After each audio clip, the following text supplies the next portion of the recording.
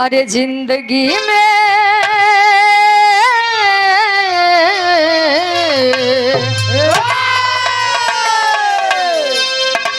जिंदगी में हजारों का मेला जुड़ा, जिंदगी में हजारों का मेला जुड़ा। हंस जब जब उड़ा तब अकेला उड़ा, हंस जब जब उड़ा तब अकेला उड़ा।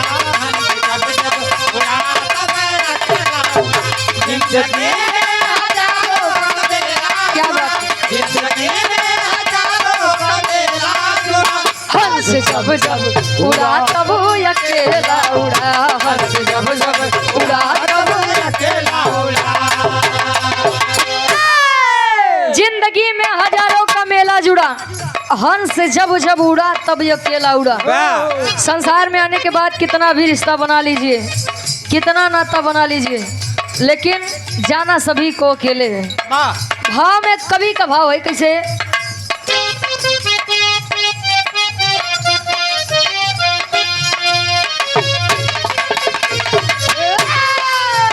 भक्ति शक्ति का फंदा है ऊंचे जुड़े,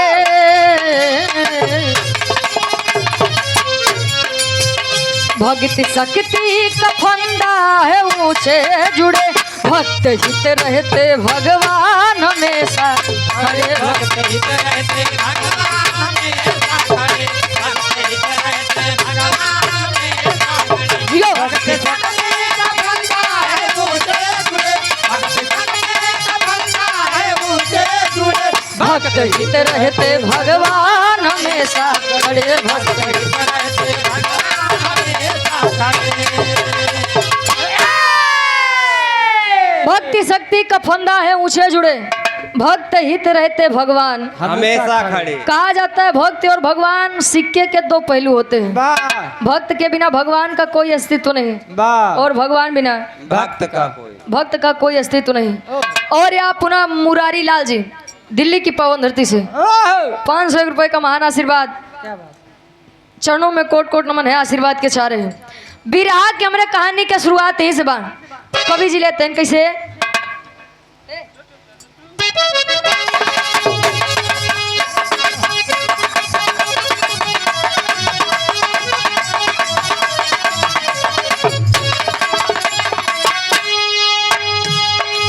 सुनिए गौर से एक छोटी सी कहानी, सुनिए गौर से एक छोटी सी कहानी है, राजा विक्रमादित्य की राजधानी है।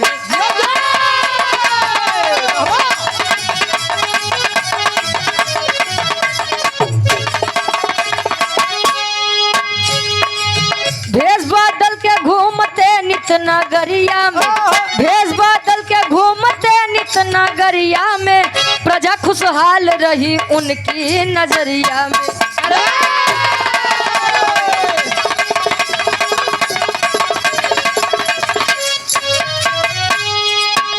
एक दिन घूम रहे हुआ ब्रह्म बेला, एक दिन घूम रहे हुआ ब्रह्म बेला है, नजर के सामने क्या गजब का खेला है।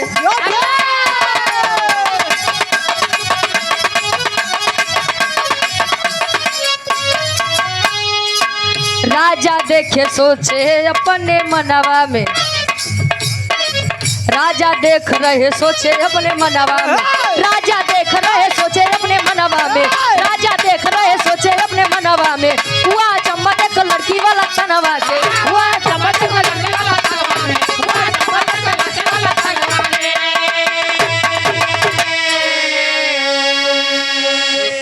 और आप गार्जियन जी परम आदरणीय परम सम्मानित, जो कि परिचय के मोहताज नहीं है, आप डॉक्टर विवेक यादव जी, CJMS वाल चिकित्सालय मुगरा बादशाहपुर से, आप गार्जियन जी के द्वारा 101 रुपये का महान आशीर्वाद के चाह रही ऐसे भैया सेवा करत रहे। ये दुनिया में से सब चीज का नाराज कैले काका, लेकिन दो चीज का भोज नाराज करे। पहला भगवान, दूसर का डॉक्टर। भगवान का नाराज करबा तो डॉक्टर लगे भेजेंगे, और डॉक्टर का नाराज करबा भगवान लगे भेजते हैं। हाँ, तो इनके दोनों जने में बड़ी खासियत बा। एनसी बनाई के रखा।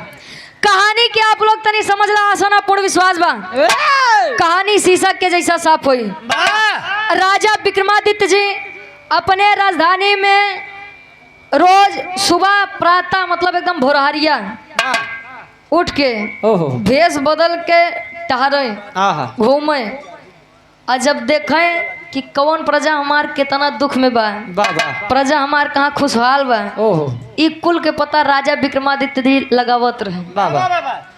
एक दिन एकदम ब्रह्मबेला बा, सुबह सुबह के टाइम बा, टहल करके अपनी राजधानी की तरफ बढ़ रहे थे। एक लकड़हारा लकड़ी काटने के लिए जंगल में आता है। आज जब वो जंगल में आया तो लकड़हारा लकड़ी काटे बदे पेड़े पे चढ़ गया। चढ़ गए त्यार लकड़ी काटत बाद एक भालू लकड़हारे की जान लेने के लिए पेड़ पर चढ़ रहा है। आज जब भालुया को लकड़हरवा देखे ते अपन जान बचावे बदे वही पेड़वा पर से नीचे कूद गया। जान बचाने के लिए कूदा, लेकिन जान नहीं बची। और जब जान नहीं बची तो ये चीज राजा विक्रमादित्य जी पेड़ के पीछे से छुप के देखा है। अब वो भालू जान लेकर जैसे आगे बढ़ा, आई के जमीनी में रेंगत बा, लोटत बा, एक सुंदर लड़की का तन पाया है वो भलुइया। आज जब सुंदर लड़की के तन पाए तो जाई के एकांत जगह जंगल में बैठ गया।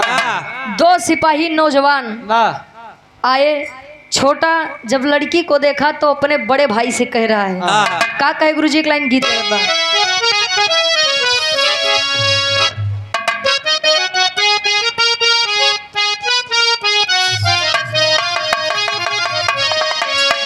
वेलकम ढाबा गाजी कबाग प्रोप्राइटर आप के यादव जी, गार्जियन जी के द्वारा 500 रुपए का महान आशीर्वाद के चाह रहे। कोनो नई नवेली दुल्हन अपने दुल्हा बदे कहे, का कहे,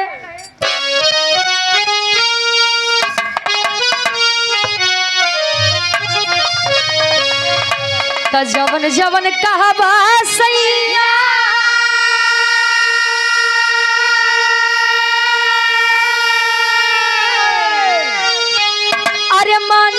जिंदगिया में जनी जा विदेश राजा चढ़ली जवानिया में, जनी जा विदेश राजा चढ़ली जवानिया में, जनी जा विदेश राजा चढ़ली जवानिया में, जवन जवन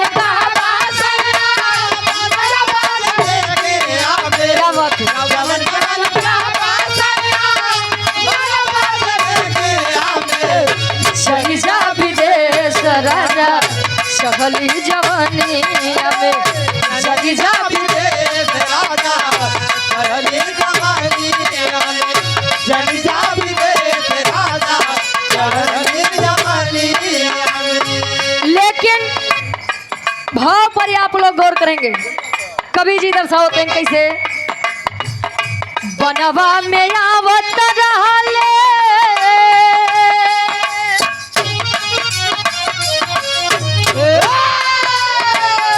बनवा में आवत रहले दुई गो जवानवा हो, देख लड़की छोटा बोला सुंदर बयानवा हो, देख लड़की छोटा बोला सुंदर बयानवा हो, देख लड़की छोटा बोला सुंदर बयानवा, सुंदर बयानवा। वाह भैया,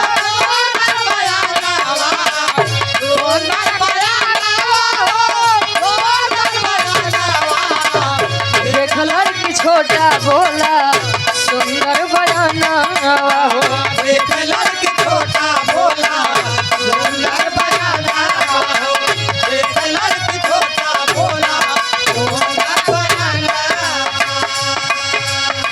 यदुवंश शिरोमणि श्री कृष्ण विराह समिति मेन रोड शिवगढ़ा में 30 अक्टूबर के कार्यक्रम रखा गया, जिसमें विराह के आप बहुत ही सुंदर कलाकार आप प्रयागराज से बच्चा लाल यादव गुरुजी और वाराणसी से आप नीतू राज जी, संस्थापक आप अच्छे लाल यादव जी, गार्जियन जी के द्वारा 121 रुपये का महान आशीर्वाद, चरणों में कोट कोट नमन है, आशीर्वाद के चाह रही कहें बनवा में आवत रहले दुईगो जवनवा हो। देख लड़की छोटा बोला सुंदर बजनवा हो। का थे लड़की के आगे अच्छे अच्छे माथा टेक देते भैया।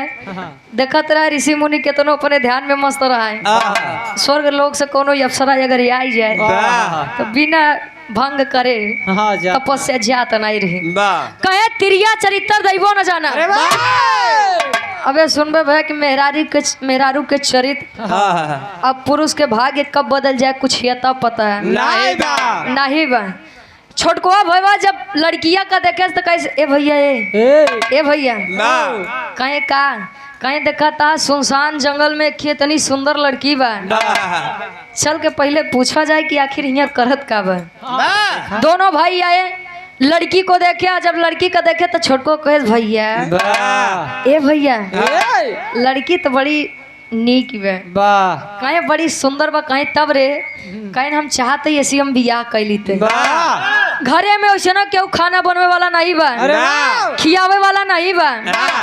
मान ला हम बियाह कैले तो दोनों जने सुखी रह तब ले बड़को कहे अच्छे अबे साले तेरा दिमाग खराब है।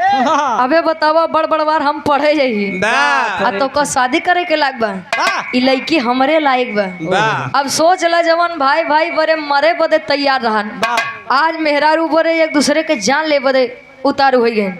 कहीं अच्छा सुन कहीं का कहीं काम कराओ चलो लड़किये से पूछ ली बियाह कैसी करी। कहीं चला आई के दोनों कहा थे कैसे कहे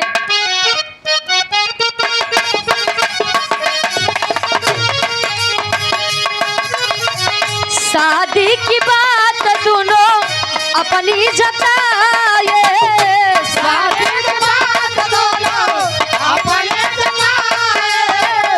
शादी की बात दोनों अपनी जताए।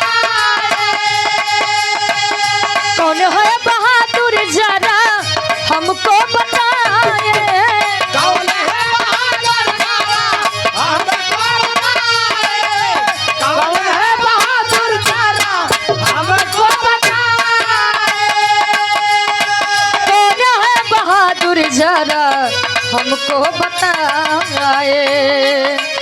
तब आपस में लड़ी गई ले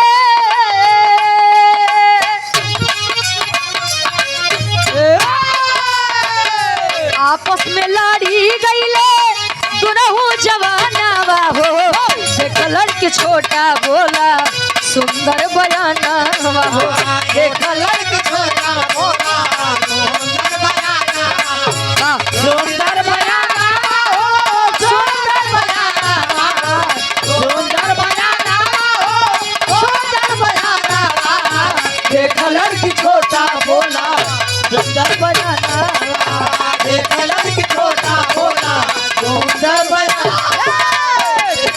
छोटा बोला सुंदर बयाना।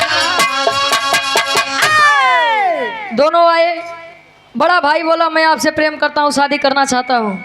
छोटा भाई भी यही बोला कि मैं आपसे प्रेम करता हूँ और भैया से ज्यादा करता हूँ विवाह करना चाहता हूँ। अरे भाई कहीं अच्छा है आप दोनों भाई भाई हैं कहीं हाँ कहीं दोनों विवाह करना चाहते हैं कहीं हाँ बिल्कुल कहीं लेकिन यह तो संभव नहीं है। हाँ, संभव दोनों भाई भाई हैं और मैं किसी एक से शादी कर लूं तब तो यह गलत होगा ना। कहीं तब क्या करा जाए कहीं कि मैं शादी आप दोनों से ही करूंगी लेकिन मेरी एक शर्त है। कहीं का कहीं कि पहले ही बतावा कि दोनों जने में सबसे ज्यादा वीर के बाद कहीं अच्छा कहीं हम आई कहीं अरे तू का है तार तो उम्र होत बा तो उसी बड़ वीर तो हम वही। अभी ये बात दोनों भाई करके बहस करने लगे। छोटकुआ भाई अपन तलवार निकाले बड़को भाई अपन तलवार निकाले। दोनों समान अपन तलवार आज अब निकाले तो दोनों भाई आपस में झगड़ा कर रहे हैं। संयोगवश बड़े भाई की तलवार छोटे भाई के पेट में और छोटे भाई की तलवार बड़े भाई के पेट में। आज अब गा तो वही समय में दोनों भाई अपने प्राण त्याग देते हैं। आज अब मेहरारू इतना काम करे तो उठे आगे जात बा आ जमीनी में रेंगत बा। अब कौन रूप मिला कवि जी लिखत है गीत बदलत बा।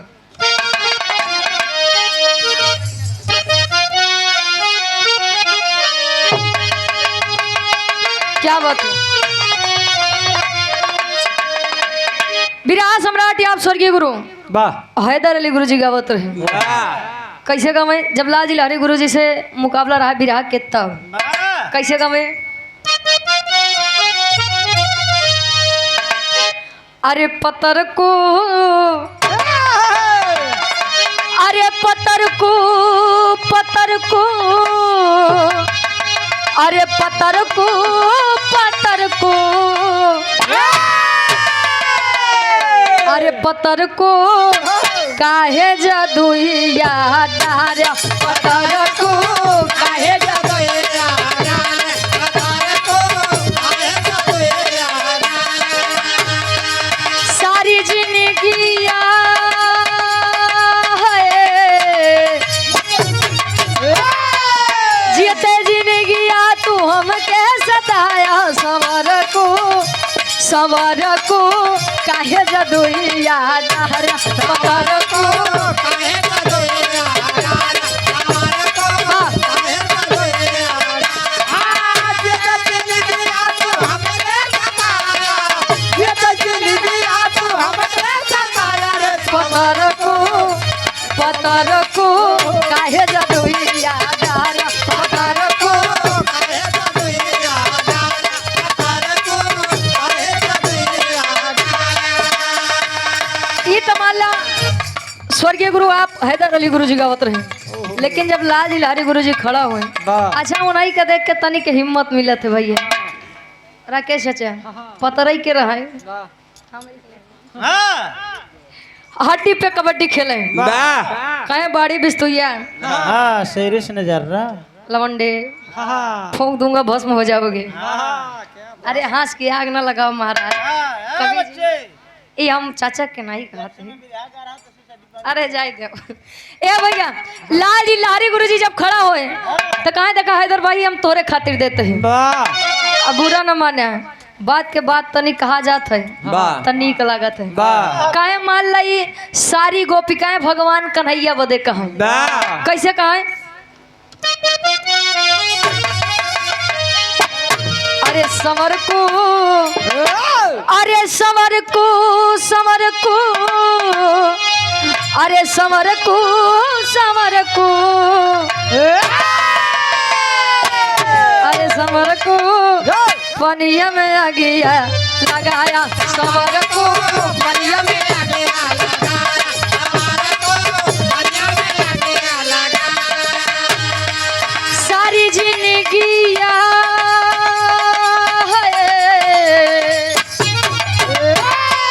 सारी जिंदगिया तू हमके सताया सारी जिंदगिया तू हमके सताया समर को पनिया में आ गया लगाया समर को पनिया में आ गया लगाया समर को पनिया में आ गया सारी जिंदगिया तू हमके सताया बारे भैया सारी जिंदगिया तू हमके सताया रे समर को पनिया में आ गया लगाया समर को पनिया में आ गया लगाया समर को पनिया में अरे बाहर रखने से और आप पुनः गार्जियन जी इस भाव को समझते हुए आदरणीय आप परम सम्मानित दरोगा यादव जी श्रोता सम्राट गीता नगर प्रतापगढ़ से सरौता सम्राट सरौता नहीं श्रोता सम्राट तो इज्जत बनावत आग धोवत है। आप गार्जियन जी के द्वारा 200 रुपए का महान आशीर्वाद चरणों में कोट कोट नमन है आशीर्वाद के चाह रहे हैं। सुरेश चाचा वो काज नहीं कहा शोक चाचा तुम्हें बोलावत रहे मजाक नहीं सीरियस में ये तमाला मनोरंजन खातिर कवि जी भाव लिखा थे वो लड़की के रूप मिला कौन चीज के अब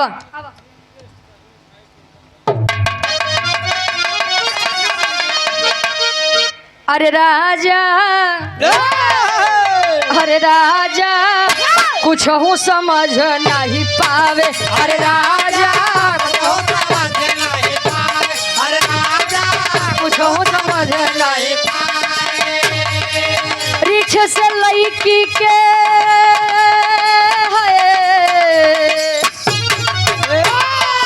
रिक्श से लड़की के भेसवा बनाए रिक्श के लड़की से भेसवा बनाए अरे राजा कुछ समझ नहीं पावे अरे राजा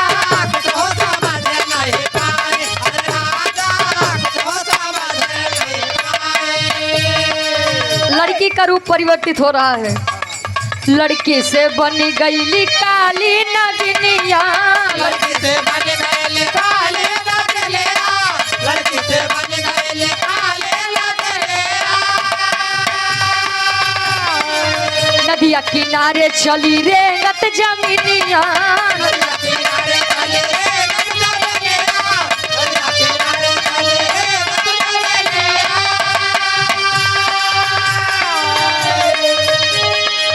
नदिया से देख राजा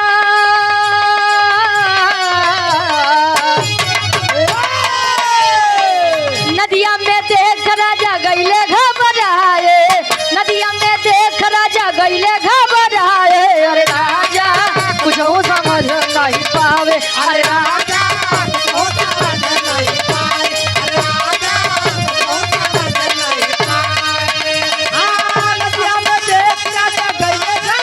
जियो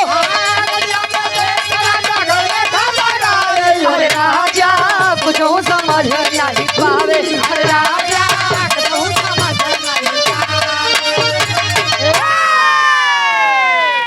और यहाँ पुनः धर्म क्या बड़े भैया आप डॉक्टर विवेक यादव जी CJMS वाल चिकित्सालय मुगराबाद शाहपुर से गार्जियन जी के द्वारा 101 रुपए का महान आशीर्वाद। वाह लड़की से जमीन में जब रेंगत बात तो एक काली नागिन कहे नागिन डसे तो तुरंत मर जाए वाह बिगुल बजाई दी लेकिन नारी जब देखे नैनों से जी ये तड़प रही जाए। नागिन डसे तो काका तुरंत चला जाबा लेकिन अगर मेहरारू देखल बा आ तो जान लर्रा चिड़े चिमारे। हाँ अजब नागिन का रूप पाई है वह लड़की।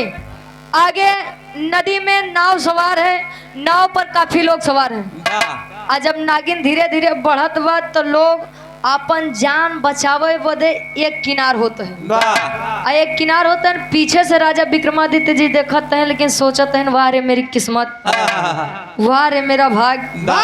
सुबह सुबह से मैं अपनी प्रजा की सिर्फ और सिर्फ तबाही देखते जा रहा हूँ लेकिन मैं मजबूर हूँ, कुछ कर नहीं सकता। जब नागिन नाव पर सवार हुई लोग अपनी जान बचाने के लिए नाव पर एक किनारे हुए तो नाव जब ज़्यादा लोड पड़ा बैलेंस जब बिगड़ा नाव डूब गई।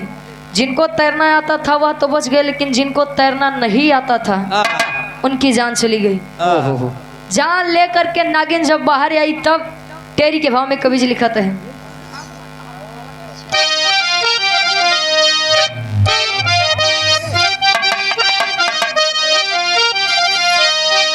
अरे राजा जी हक्का बक्का हो गए।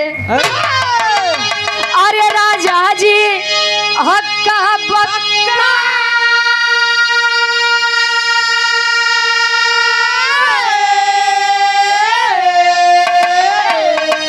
अरे राजा जी हक्का बक्का रह गए। तनागिन रूप छोड़ के बना है पंडित। अरे हो पक्का, अरे हो पक्का।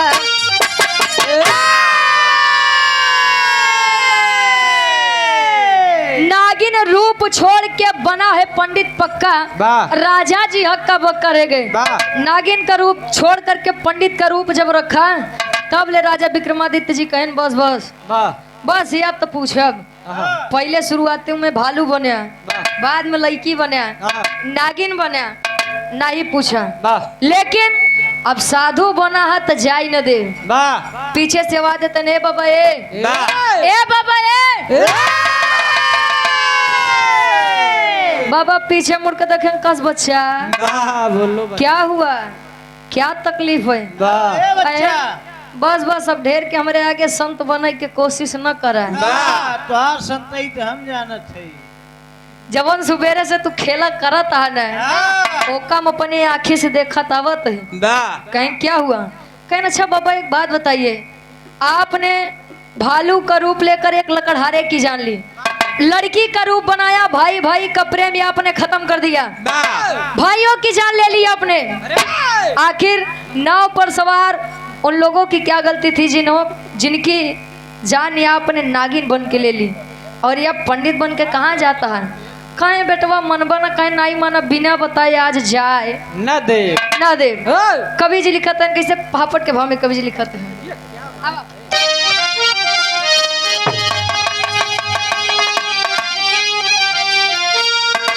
अरे राजा देखे पंडित के अब सूरत यमतिया मारल बा। अरे त राजा देखे पंडित के अब सूरत यमतिया मारल बा। जाके पूछे पंडित से तब बतिया मतिया मारल बा। जाके पूछे पंडित से तब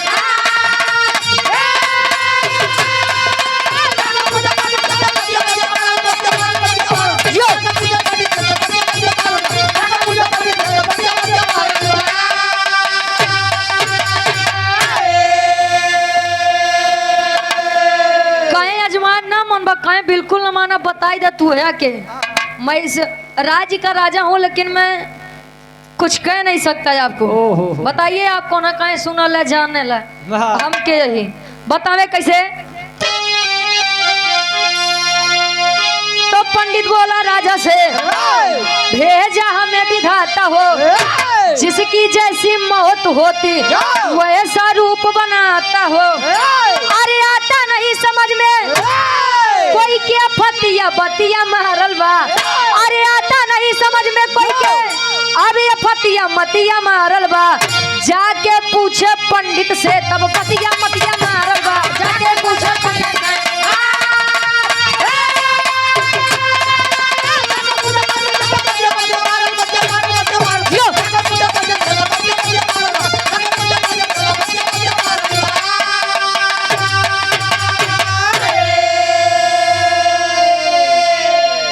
पंडित बोला राजा से भेजा हमें विधाता हो जिसकी जैसी मौत होती वैसे रूप बनाता।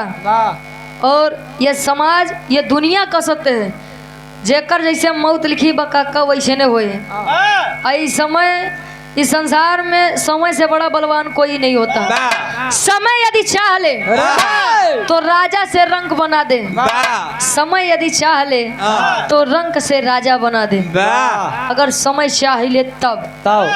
पंडित जी बोले कि मैंने लकड़हारे की जान इसलिए ली क्योंकि उसकी जान एक पेड़ से गिरने से लिखी थी। कहें वो लइकवन के कहें उनकर मौत लिखी रही कि नारी के चक्कर में हो या से हम मेहरारू के रूप बनाए। कहें और उन्हन के कहें कि पानी से डूबे में अब जब तक नाग के रूप बने के जाए तना तब ले उन्हन जाते न डराते न तो जान उन्हन के जात कैसे। कहें बेटवा जब जान गया अब हमार पीछा छोड़ा। जैसे पंडित जी आगे बढ़े तब ले राजा विक्रमादित्य जी कहें स्वामी ए स्वामी जरा ठहरिए स्वामी। कहें अब बोलो अब क्या काम है। कहें राजन क्या चाहिए। कहें बाबा ये कि हमारे मन के शंका बा वह दूर कर दे। कहें कौन शंका कहें सुना बताओ तो ही। आला के भाव में कवि जी प्रमाण देते हैं कैसे। और आप यदुवंश शिरोमणि श्री कृष्ण बिरहा समिति मेन रोड आप शिवगढ़ा से रात्रि 30 अक्टूबर में बिरहा मुकाबला बा। सुरेश चाचा अगर खाली रहे तो जाया। बिरहा क्या बहुत ही सुंदर कलाकार है। आप प्रयागराज से आप बच्चा लाल यादव गुरु जी, वाराणसी से आप बिरहा की बहुत ही सुंदर गायिका नीतू राज जी, संस्थापक आप अच्छे लाल यादव, गार्जियन जी के द्वारा अच्छा यहाँ पे हैं आपके द्वारा पुनः 101 रुपये का महान आशीर्वाद चरणों में कोट कोट नमन है। आशीर्वाद के चाह रही ऐसे कलाकारन के हौसला बढ़ावा जाए। दरोगा चचा अच्छा ठीक ठीक कवि जी प्रमाण देते हैं कैसे।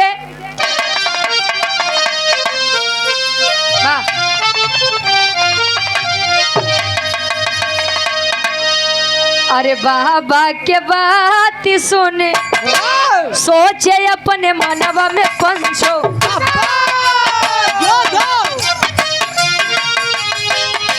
कैसन समैया प्रभु जी दी होला देखा।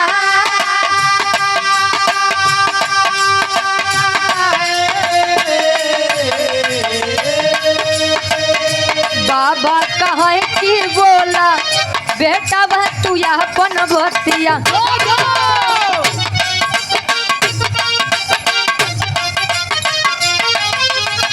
हमारे समनवा देता भेदावा बता।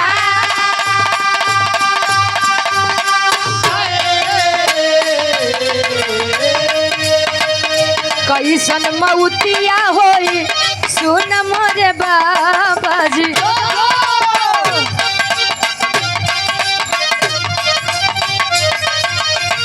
साफ साफ बाती क्या तू देता ना बता।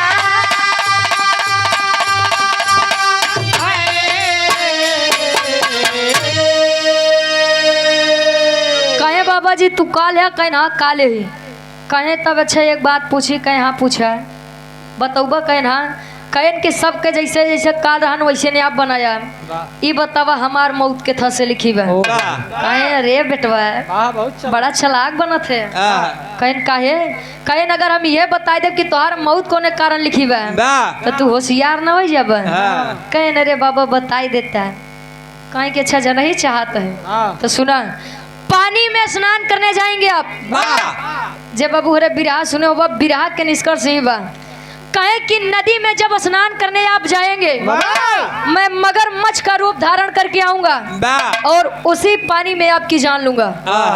अब सोचा राजा रहे मती मराई गे उनका का जरूरत रही नदी में जाई के नहाई के सेवा करे वाले उतना सेवक खुद ही पीछे पीछे लाग रहे जितना ना उतना पानी मंगाई के घरे नहाते तो कोनो दिक्कत ही नहीं होते। विचार किए राजा विक्रमादित्य कहे हम झूठे या दुनिया में परेशान ही न मेरा कुछ था न लेकर आया हूँ न लेकर जाऊंगा। राजपाट कुल त्याग के वैराग्य धारण कैले हैं। जब संत के रूप धारण करें तब गांव देहात वाले उनका बड़ा सम्मान करें। एक मतलब परिवार बा छोड़ के धर्म पत्नी और पति साथ में रहते थे। पति पत्नी को कोई संतान नहीं थे। और एक बात जान ला संसार में सबसे बड़ा सुख संतान सुख होता है। लड़कियां लायक बा तबो ठीक बा नलायक बा तबो ठीक बा लेकिन बिना लड़किया के आंगन नहीं अच्छा लगा। जब इतनी बात राजा विक्रमादित्य को दोनों प्राणी बताए जब बताए तो कहीं परेशान न हुआ लड़किया होई लड़किया समय बीता लड़किया जन्म ले आज मुंडन संस्कार करे बदे विक्रमादित्य का बोलाए करें का आखिरी भाव में कवि जी लिखत है खड़ी के भाव में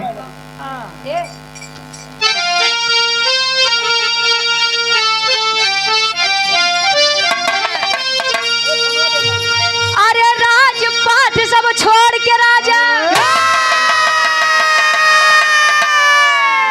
अरे राजपाट सब छोड़ के राजा अब जो गवार माए हो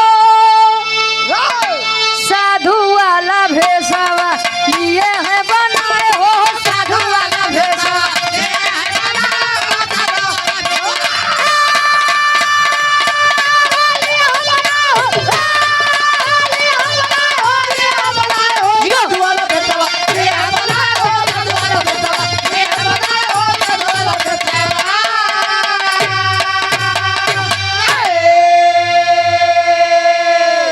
जब लड़कियां के मुंडन करवावे गए शुद्ध में मुंडन करवावे जब गए बार जब छीलेन कपारे के आज जब छीलेन तब वो दोनों माई बाप कहे स्वामी लड़किया के आपके आशीर्वाद से लड़किया घरे जन्म ले सब सकुशल बीत गया चाहत है कि नदी में स्नान कैले जा यही है काल अपने जाल में फंसा के लेके जाता है कहे चाहत है कि नदी में स्नान कैले अब राजा विक्रमादित्य खड़े हुए जा रहे हैं तब ले सोचे अरे ना ना ना बाबा बताए रहे कि मैं नदी में आऊंगा मगरमच्छ के बन के और तुम्हारी जान लूंगा। कहे बच्चा पानी में मैं नहीं जा सकता। क्यों नहीं जा सकते? जान को खतरा है मेरे। अच्छा जान के खतरा बका गए दुल्हावा गए नदी में जांच पड़ताल किए से एकदम जब सब सही बात कहे बाबा परेशान न हुआ परेशान मत होइए कुछ नहीं बा नदी एकदम स्वच्छ बा एक जीव जंतु नहीं बा कहीं पक्की बात बेटो बता कहीं हाँ आज जब राजन विक्रमादित्य जी संत रूपी जब उस नदी में प्रवेश किए हुआ क्या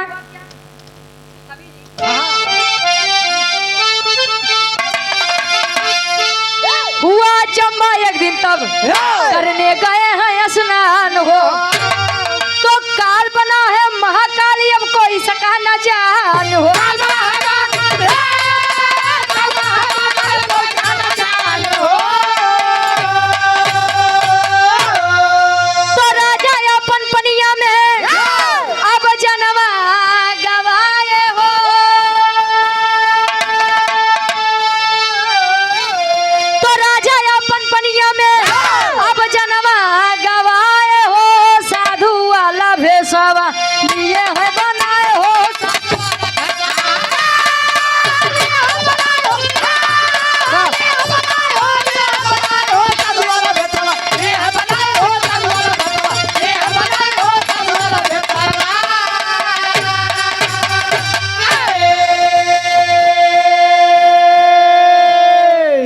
गजल एकदम स्वच्छ है, लेकिन जब राजा विक्रमादित्य जी गए, काल बना है महाकाल अब कोई सका ना जान हो, मगरमच्छ के रूप में आए और काल अपने गाल में समा ले गया। इसीलिए कहा जाता है कि जिसकी जैसी जहां मौत लिख उठी है वो खुद ब खुद अपनी मौत की तरफ चला जाता है। वैसे लोग कहा थे, ध्यान दे वाली इतनी बात बा, इशारों को समझेंगे राज को राज रहने देंगे। क्या बात है? तनी के बाद समझा। लोग कहा थे कि अकाल मृत्यु वो मरे जो काम करे चंडाल का, और काल भी उसका क्या करे जो भक्त है महाकाल का। राकेश चाचा, हम जान ले जयदा आपसे मुलाकात होते है, ये आपके हम टैटुए देखे थे, महादेव बारे महादेव जी ऐसे छत्र छाया बनाए रहे। आप लोग जाना था जब भस्मासुर का भगवान शंकर जी आशीर्वाद दिए रहन बेटवा, जेकरे मुड़े ऊपर हाथ रखबा भस्म हो जाई। पौते मान तक खुदे महाकाल जी के पीछे लग गए, खुदे अपन जीव बचाई के भागे। भैया विष्णु जी अगर नारी बन के नहीं उते तो भस्मासुर महाराज कुल खराब ही कह देते काका हो। अच्छा, अमोद से आप स्वर्गीय दादी जी के आप भतीजे, आप भैया जी के द्वारा 101 रुपए का महान आशीर्वाद। ये बड़े काका हो, काल जेकर जहाँ बहु लई के जाई, ये हमारे विराट के शीर्षक बा, राजा विक्रमादित्य जी के काल, ये हमारे विराट के शीर्षक रहन। भोजन तैयार हो गई बा, बाबू भैया लोग जे जेकरे भूख लगी हो जाई के भोजन लेला, विराट के आनंदो लेत रह जाया, नहीं पता लागवा कहती खाई के निकल गया, हम दोनों जने बस लगते रह जाई। ए तू लोग कहाँ हो, अब बैठा, अब बैठा, यही प्रयागराज बढ़ रहे बा, कहाँ के तना दूरिया से आया, बैठा बैठो बैठो। अरे बजर भूख खड़ा है यार, तू लोग वो लोग नहीं उठे न, उनके बारे कहा थे, इनके बारे नहीं कहे ते लोग उठ गए, शर्म कही लेते नहीं। आखिरी में खानदान के परिचय बा कैसे क्या हो, गुरु बिहारी गुरु गणेश, अब रामलाल की माया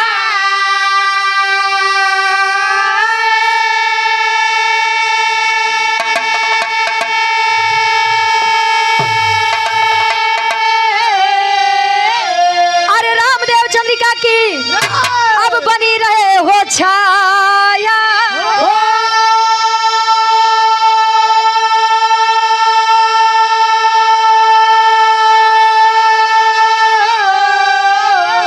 अरे राजा जी हक्का बक्का हो गए तो रुचि आकाश हरदम रहे इरादा पक्का, राजा जी हक्का बक्का रह गए।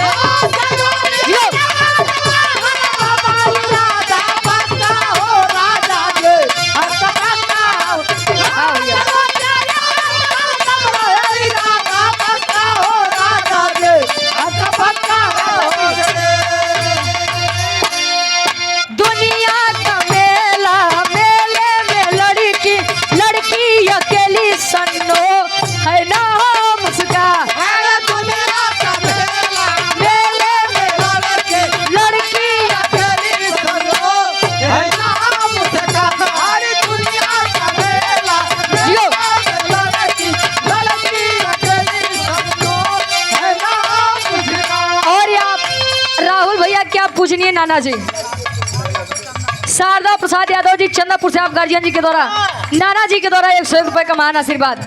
आशीर्वाद के चाह रही कहे, आंखों से की कटारी बलना गन है तारी, आंखों से कटारी बलना गन है तारी, आंखों से कटारी बलना गन है तारी, आंखों से की कटारी बलना गन है तारी, गोरे गोरे अनार जैसा है गाल उसका, दुनिया का मेला मेले में लड़के लड़की अकेली संतो है नाम उसका, दुनिया का मेला मेले में लड़के लड़की अकेली रुचि है नाम उसका। गावे बजावे काय सुने में कोनो गलती कसूर बहु